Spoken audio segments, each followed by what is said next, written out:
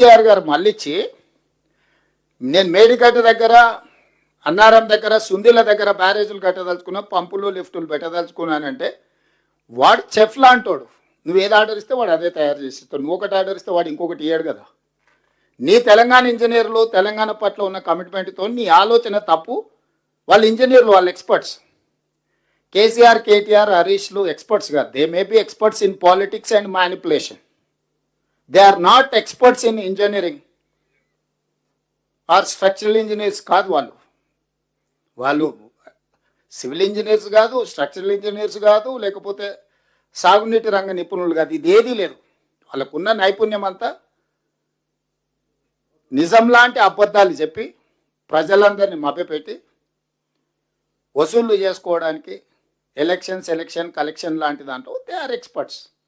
ఎవరైనా ఒప్పుకోవాల్సిందే, 100% మార్కులు వేయాల్సిందే. కోదండరామ్ గారిని పెట్టినా కూడా డిస్టింక్షన్ ఫస్ట్ ర్యాంక్ ఇవ్వాల్సిందే. ముగ్గురికి వంచాల్సి వస్తుంది ఫస్ట్ ర్యాంక్. అప్పుడప్పుడు చైతన్య నారాయణ ఒకటో ర్యాంక్ అని అందరి పేర్లు చదువుతారు చూడు. అందరికి సమానంగా మార్కులు వస్తే ఏం చేస్తారు?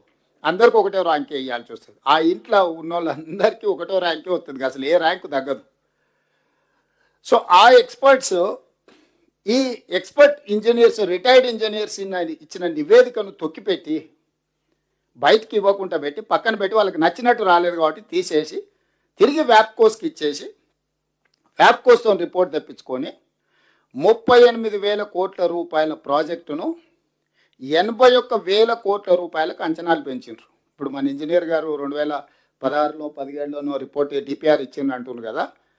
ఆ డిపిఆర్ 2022లో క్యాగ్ ఆడిట్ చేసినప్పుడు మీరు ఆ రోజు బేసిక్గా ఇచ్చిన నివేదిక 81,000 కోట్లకు కానీ ఇది 1,47,000 కోట్లకు పెరిగిందని చెప్పి క్యాగ్ ఇచ్చిన రిపోర్ట్ ఉంది ఇక్కడ మన దగ్గర.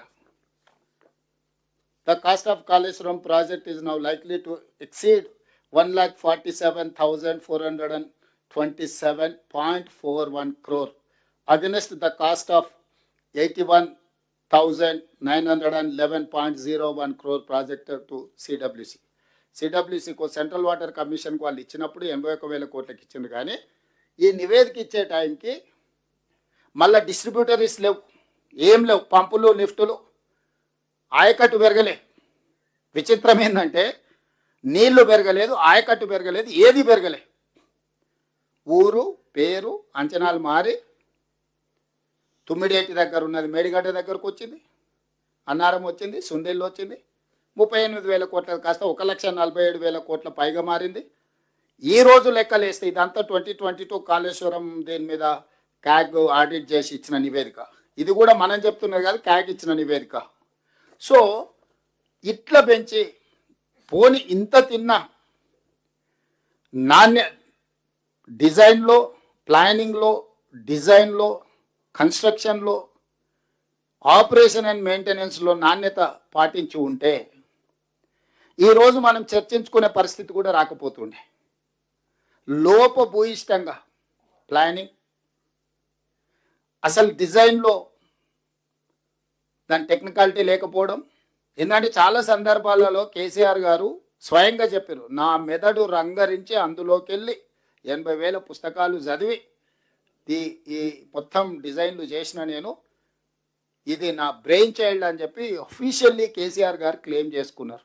అంటే ఏ ఇంజనీర్కి కూడా ఈ ఇంజనీర్లు డిజైన్ చేసిండ్రనే గుర్తింపు కూడా ఉండాల్సిన అవసరం లేదన్నట్టుగా కేసీఆర్ గారు స్వయంగా మాట్లాడినట్టునే మీరు అందరు కూడా విన్నారు. మరి ఆయన మేధాశక్తినంతా మానస పుత్రిక హరీశ్వరరావును పోయిన గవర్నర్ గారు, ఈయన హరీశ్వరరావు గారు, ఈయన కాళేశ్వరరావు అని సర్టిఫికేట్ ఇచ్చిండు ఆయనకు. ఓపెనింగ్కి పోయి నరసింహన్ గవర్నర్ గారు పాపం ఆయగారు ఈయన మాటలు నమ్మి ఈ అబద్ధాల రావులు అని అందరినీ కలిసి. సో నేను అనేది ఏంటంటే ఇన్ని రకాలుగా చేసి ఈరోజు అంచనాలు పెంచి ఈ ప్రాజెక్టు వాళ్ళు మొదలు పెట్టి 2019 జూన్ 21 నాడు ప్రారంభించారు. వీరితో పాటు పక్క రాష్ట్ర ముఖ్యమంత్రి గారిని పిలుచుకున్నారు, యజ్ఞాలు చేసిండు, యాగాలు చేసిండు.